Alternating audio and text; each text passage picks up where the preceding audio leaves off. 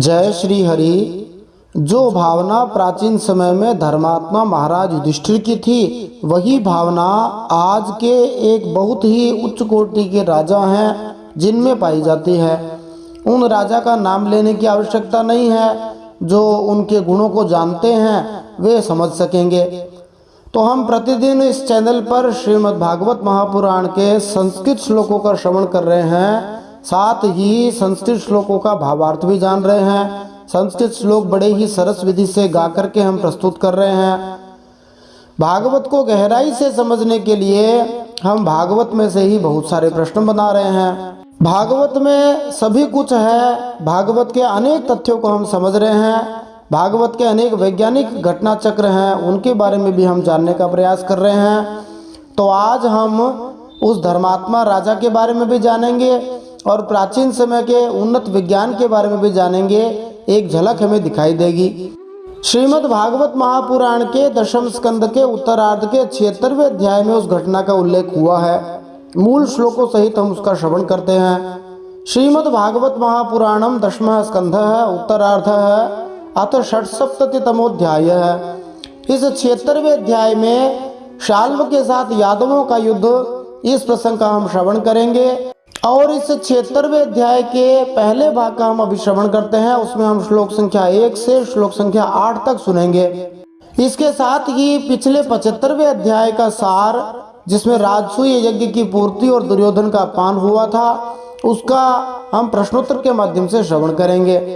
पिछले दशम स्कंद के उत्तरार्ध के 75वें अध्याय में राजसूय यज्ञ की पूर्ति और दुर्योधन का अपमान, इस प्रसंग को सुनते हुए हमने जाना था कि राजसूय यज्ञ का किस प्रकार भव्य समापन हुआ तथा राजा युधिष्ठिर के महल में राजकुमार दुर्योधन के मान मर्दन का वर्णन हुआ है। तो पिछले अध्याय को सुनते हुए हमने जाना था कि परीक्षित महाराज ने सुखदेव जी से कहा कि सभी लोग तो बड़े आनंदित हुए, दुर्योधन को बड़ा दुख हुआ, बड़ी पीड़ा हुई, उसका क्या कारण है? तो देखो, दुर्योधन जो था वह बड़ा दुष्ट स्वभाव वाला था। वह पांडवों से बहुत ईर्ष्या करता था और खल का दुष्ट का तो स्वभाव ही होता है। वो स्वामी श्री तुलसीदास जी ने श्री रामचरितमानस के अयोध्या कांड में 11वें नंबर के दोहे की चौपाई में कहा है देवताओं के स्वभाव के बारे में। ऊंच निवासु नीची कर तूती, देखी न सकहि पराई विभूति। देवताओं का निवास तो ऊंचा है और करतूत उनकी नीची है। तो ऐसे जो दुष्ट लोग होते हैं वे दूसरे की विभूति को, ऐश्वर्य को, समृद्धि को देखकर ईर्ष्या करने लगते हैं, जलने लग जाते हैं। सुखदेव जी ने कहा कि परीक्षित, तुम्हारे दादाजी युधिष्ठिर बड़े महात्मा थे। उनके प्रेम बंधन से बंधकर सभी बंधु बांधवों ने राजसूय यज्ञ में विभिन्न सेवा कार्य स्वीकार किया था। बड़े कामों में सबका सहयोग जरूरी होता है, उसमें एक के ही जिम्मे सब काम नहीं होता। इसलिए उस यज्ञ में परिचर्या के अलग अलग विभाग कर दिए गए और उन पर भाई बंधुओं को नियुक्त कर दिया गया था। हमारे भारत के यशस्वी प्रधानमंत्री जी की जो भावना है, जो उनका नारा है, सबका साथ, सबका विकास, सबका विश्वास, सबका प्रयास, यह भावना युधिष्ठिर महाराज में भी थी। अथवा समझो, यह भावना युधिष्ठिर महाराज से ही हमारे भारत के प्रधानमंत्री ने ग्रहण करी है, जो हमारे शास्त्रों के बहुत अच्छे ज्ञाता हैं, संस्कृत के भी ज्ञाता हैं और महान भगवत भक्त हैं। तो युधिष्ठिर महाराज की ऐसी उच्च कोटि की भावना के कारण ही किस किस ने कैसा कैसा सहयोग दिया। तो देखो, भीमसेन ने तो पाकशाला का काम संभाला था, क्योंकि भीमसेन को भूख भी ज्यादा लगती थी और भोजन बनाने में भी कुशल थे। भीमसेन ने ही पांडवों के अज्ञातवास के अंतिम वर्ष में रसोइये का काम किया था। तो भोजन की व्यवस्था भीमसेन ने संभाली। यहाँ तक तो ठीक है, वो भाई है छोटे। देखो, भीमसेन तो युधिष्ठिर महाराज का छोटा भाई था, तो उसने तो जो किया एक दायित्व के रूप में किया। परंतु दुर्योधन, जो पांडवों और युधिष्ठिर महाराज से बड़ी ईर्ष्या करने वाला था, उसको क्या काम दिया गया? तो उसको युधिष्ठिर महाराज ने धनाध्यक्ष बना दिया, कोषाध्यक्ष बना दिया। युधिष्ठिर महाराज जानते थे कि दुर्योधन जो है वो सोचेगा कि जल्दी से इनका धन समाप्त हो जाए, तो इनका यज्ञ हो नहीं पाए। जबकि युधिष्ठिर महाराज जानते थे कि जितना बांटेंगे उतना बढ़ने वाला ही है। जिस यज्ञ में सारे पात्र सोने के थे वहां धन की क्या कमी थी। और युधिष्ठिर महाराज ने सोचा कि दुर्योधन को बना देंगे तो 1 रुपए की जरूरत होगी तो 2 रुपया देगा, ताकि बढ़िया से बढ़िया काम हो, बढ़िया से बढ़िया यज्ञ हो। सहदेव ने अतिथियों का स्वागत सत्कार किया, नकुल ने अनेक प्रकार की सामग्री इकट्ठी करी, अर्जुन ने गुरुजनों की सेवा करी, द्रौपदी ने भोजन परसने का काम किया, क्योंकि उनके पास ऐसा वरदान था कि वो जितना भोजन बांट देंगी वो खत्म नहीं होगा, अक्षय पात्र मिला हुआ था। अब एक और जो विरोधी था, विपक्षी था, कर्ण, जो कि दुर्योधन से मिला हुआ था तो वह युधिष्ठिर महाराज का भाई, परंतु ना तो युधिष्ठिर महाराज को पता था ना कर्ण को पता था, तो कर्ण भी युधिष्ठिर जी से ईर्ष्या करता था। इसलिए युधिष्ठिर महाराज ने कर्ण को दानाध्यक्ष बना दिया कि ये जितना दान करेंगे उतना ही दान बढ़ने वाला है, ये दान क्रिया बंद नहीं होनी चाहिए, और यज्ञ आदि में जितना दान किया जाता है उतना ही यज्ञ करवाने वाले यजमान की बढ़ाई होती है। अब जब भगवान श्री कृष्ण से पूछा गया कि आप क्या काम करेंगे, तो भगवान श्री कृष्ण बोले क्या काम बचा जी, तो कहा मैं तो अतिथियों के पांव धोया करूंगा, यही काम ले लिया उन्होंने अपने जिम्मे। यहाँ देखो भगवान ने अपने जिम्मे जो सेवा ली है ना, वो अपनी ही सेवा ली है। कैसे? देखो सबके पांव में अधिदेवता अथवा अधिष्ठात्री देवता के रूप में स्वयं भगवान श्री विष्णु का ही निवास है, सबके पैरों में भगवान श्री विष्णु का निवास है, वे ही सबकी गति करते हैं। तो भगवान श्री कृष्ण ने समझो एक प्रकार से अपनी ही पूजा करी। दूसरी बात, भगवान श्री कृष्ण ने सोचा कि ये जो संत महात्मा हैं, भक्त लोग हैं, ये हमारी तो सदा पूजा करते हैं, सदा हमको स्नान करवाते हैं, हमारा चरणामृत धारण करते हैं, शालग्राम जी को नहलाकर बोलते हैं अकाल मृत्यु हरणम सर्वव्याधि विनाशनम विष्णुपादोदकम पीत्वा पुनर्जन्म विद्यते। मेरा जो चरणामृत है उसको पीने से अकाल मृत्यु दूर होती है, सभी प्रकार की बीमारियां दूर होती हैं। जो भगवान श्री विष्णु के चरणामृत को अर्थात मेरे चरणामृत को पीता है उसका पुनर्जन्म नहीं होता है। तो मेरी तो पूजा सदा ही करते हैं, मेरे चरण तो भक्त लोग धोया ही करते हैं। अभी ये मौका मिला है कि मैं मेरे प्रेमी भक्तों के चरण पखार लूं, उनके चरण धो लूं, इस भावना से भगवान ने ये काम किया।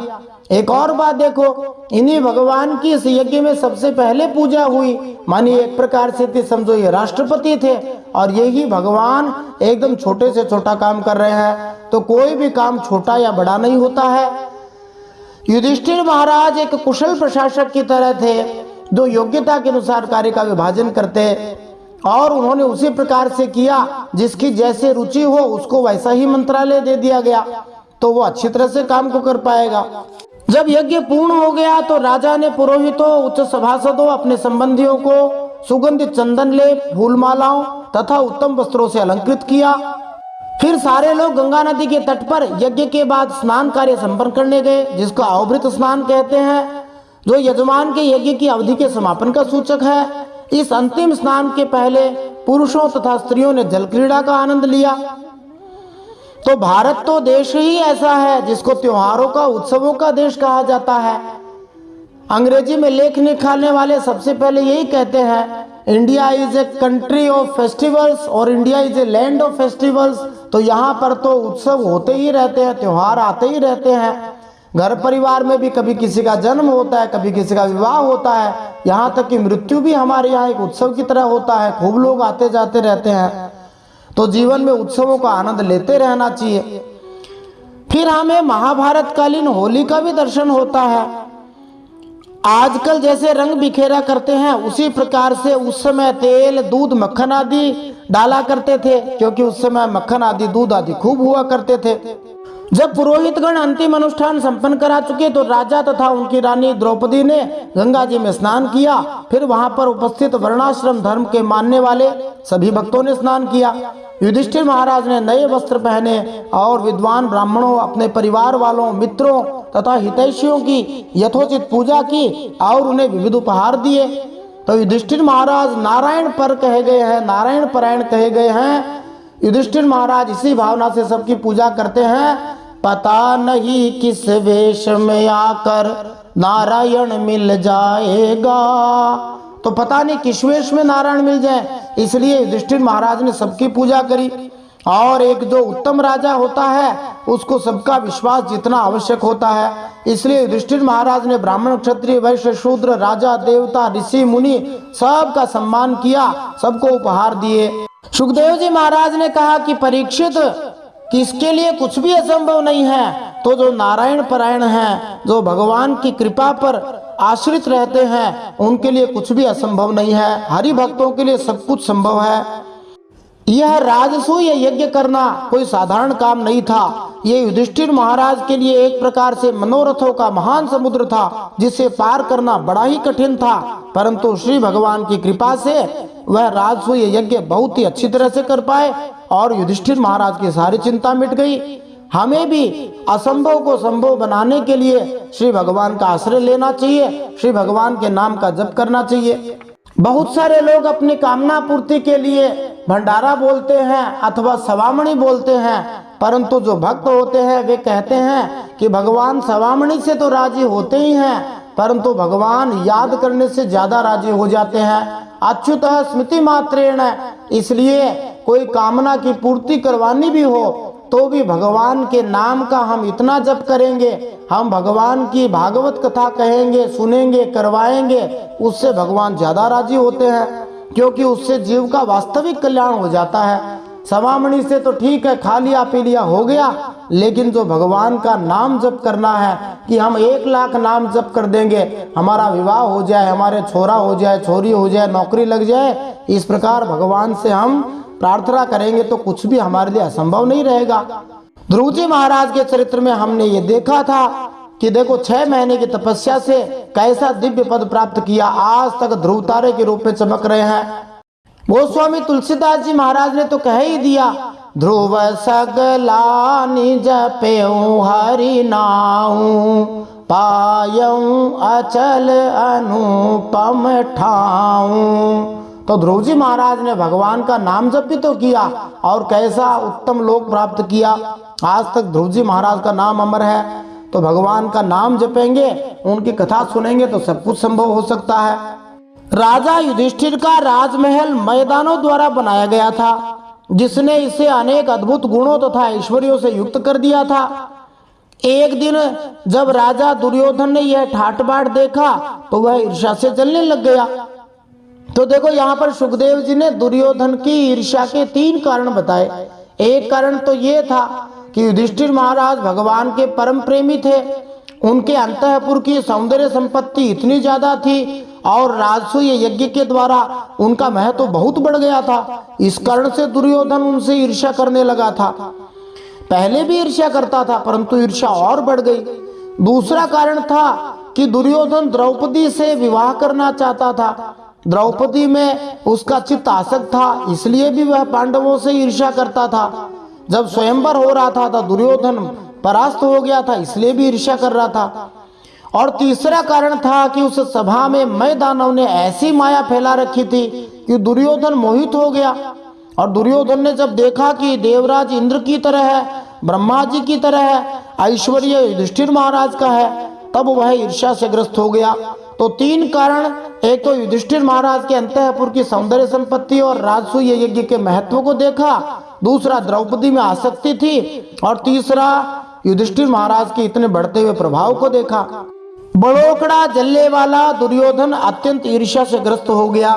उसी समय दुर्योधन उन्मत्तावस्था में उस सभा भवन में प्रविष्ट हुआ। दुशासन के साथ दुर्योधन गया था, सिर पर मुकुट, गले में माला, हाथ में तलवार लेकर द्वारपाल सेवकों को सबको झिड़कते हुए, हट हट ऐसा करते हुए, अभिमान दिखाते हुए प्रवेश कर रहा था।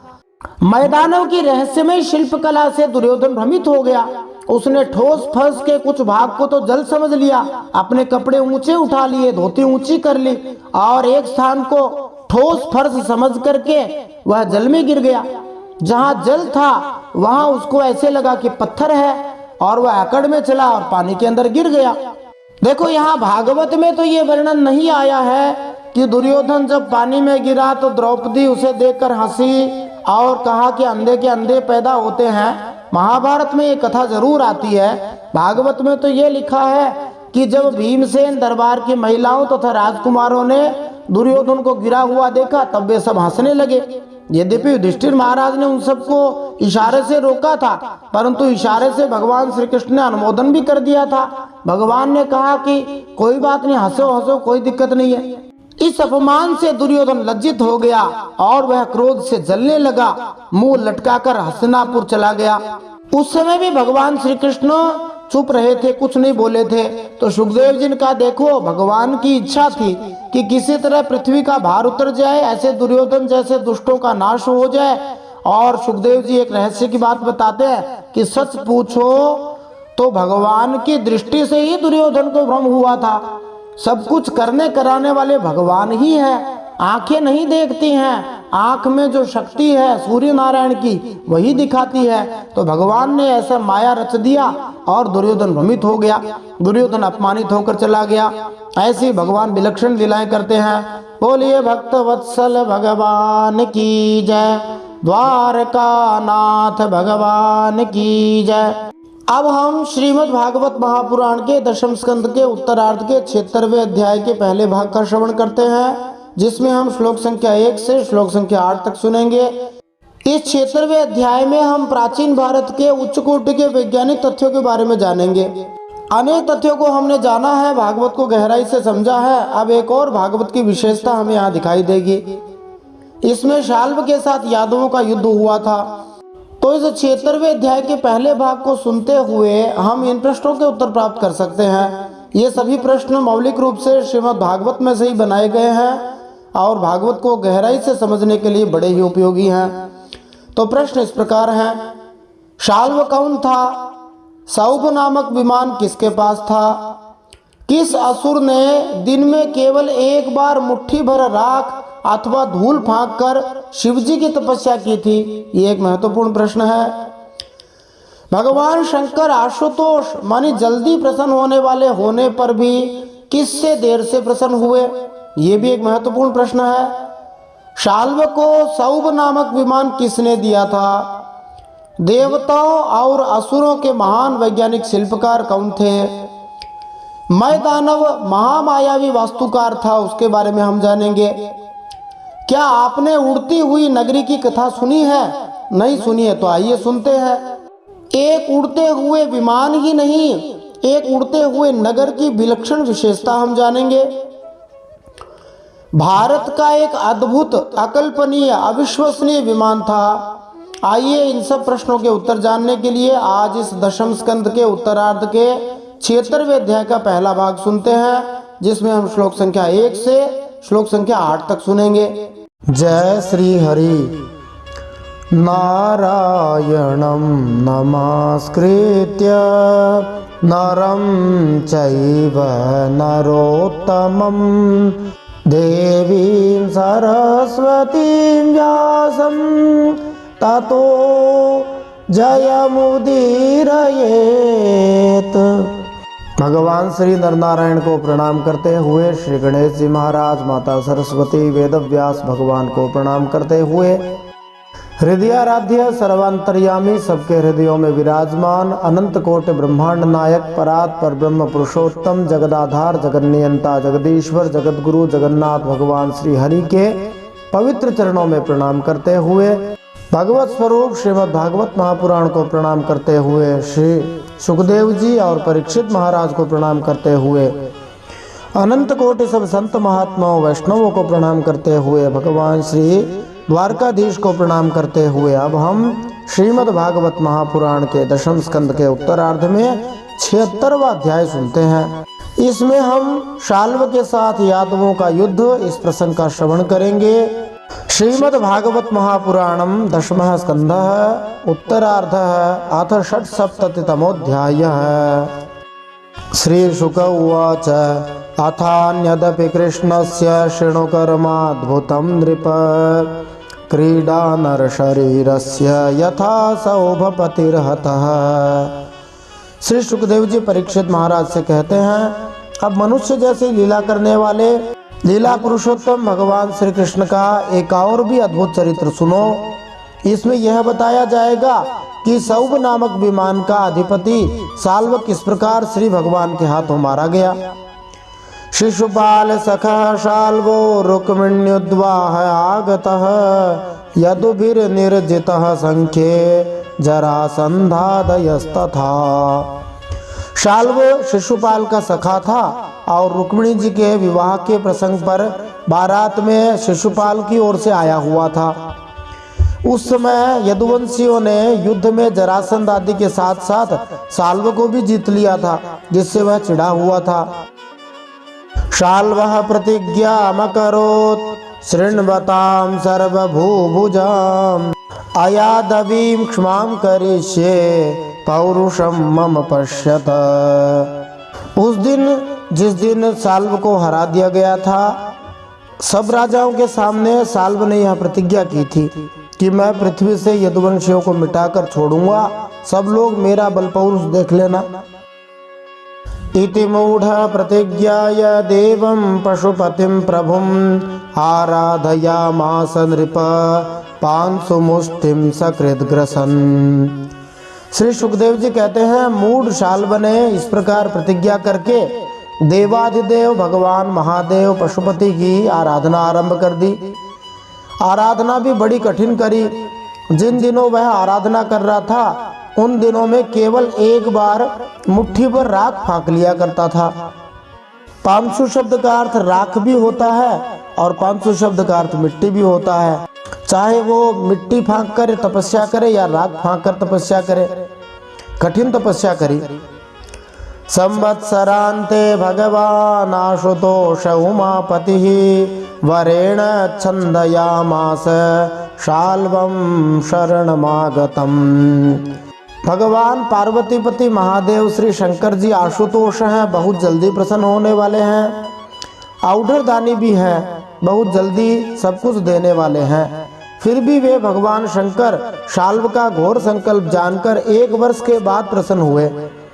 उन्होंने अपने शरणागत शाल्व से वर मांगने के लिए कहा। यद्यपि भगवान शंकर बहुत जल्दी प्रसन्न होने वाले हैं, परंतु शाल्व से 1 वर्ष बाद प्रसन्न हुए, क्योंकि भगवान शंकर सर्वज्ञ और महान है। इसलिए वे इस बात को जान गए थे कि भगवान श्री कृष्ण के शत्रु को दिया गया कोई भी वरदान निष्फल होगा। तो भी जैसा कि शरणम आगतम शब्दों से विदित होता है, शाल्व शिव जी की शरण में आया था और प्रामाणिक नियम को बनाए रखने के लिए कि पूजा करने वाले को वरदान तो मिलना ही चाहिए, इस दृष्टि से भगवान शिव जी ने शाल्व को एक वर दिया। शाल्व ने क्या वर मांगा? देवासुर मनुष्याणाम गंधर्वो रग रक्षसाम अभेदम कामकम वव्रे सयानम वृष्णिभीषणम। शाल्व ने महादेव जी से वरदान मांगा कि मुझे आप एक ऐसा दिव्य विमान दीजिए जो देवता, असुर, मनुष्य, गंधर्व, नाग और राक्षसों से भी तोड़ा न जा सके। जहां उसकी इच्छा हो वहीं चला जाए और यदुवंशियों के लिए अत्यंत भयंकर हो। तथेति गिरिशादिष्टो मयः परपुरंजयः पुरं निर्माय शाल्वाय प्रादात् सौभमयस्मयम्। भगवान शंकर ने तथास्तु कह दिया। फिर भगवान शंकर की आज्ञा से विपक्षियों के नगर जीतने वाले मय नामक दानव ने लोहे का सौभ नामक विमान बनाया और शाल्व को दे दिया। अब उस दिव्य विमान के बारे में सुखदेव जी बताते कि वो विमान कैसा था। सलब्ध्वा कामगम ज्ञानम तमोधाय दुरासदम ययौ द्वारवतीं शाल्वो वैरम वृष्णकृतं स्मरन्। वह विमान क्या था जी? वह तो एक दिव्य नगरी की तरह था। माने इतना बड़ा विमान था कि नगर ही आ जाए उसमें पूरा, और इतना अंधेरा उसमें था कि उसे देखना या पकड़ना अत्यंत कठिन था। पूरा अंधकार तमोग स्वरूप था, अंधकार स्वरूप था। चलाने वाला उसे जहां ले जाना चाहता वहां वह उसके इच्छा करते ही चला जाता था। कोई पेट्रोल डीजल डलाना नहीं पड़ता था। जैसे एक पुष्पक विमान था, वैसे ही ये सौभ विमान था। शाल्व ने वह विमान प्राप्त करके द्वारका पर चढ़ाई कर दी, क्योंकि वह वृष्णिवंशी यादवों द्वारा किए हुए वैर को सदा याद रखता था। अब इसे 76वें अध्याय के अगले भाग में हम प्राचीन भारत के एक एरियल वॉरफेयर, आकाशीय युद्ध के बारे में जानेंगे। उस युद्ध में विमानों के द्वारा ही युद्ध हुआ था, और ये जो शाल्व था और ये शाल्व का जो विमान था उसमें क्या क्या करामतें थी, वो क्या क्या कर सकता था, ये सब हम अगले भाग में जानेंगे। यदि आप चैनल पे नए हैं तो सब्सक्राइब करना ना भूलें। पहले से सब्सक्राइब किया हुआ है तो आपका धन्यवाद। यदि आप श्रीमद् भागवत को गहराई से समझना चाहते हैं, सनातन शास्त्रों को पढ़ना चाहते हैं, तो हमारे साथ जुड़िए। आप इस चैनल पर श्रीमद् भागवत महापुराण के सभी श्लोकों को प्राप्त कर सकते हैं। श्लोकों को हमने सरलीकृत तरीके से गायन विधि से प्रस्तुत किया है। प्रश्न बना करके बड़े ही रोचक तरीके से भागवत को हमने प्रस्तुत किया है। जय श्री हरि श्रीमन नारायणार्पणमस्तु।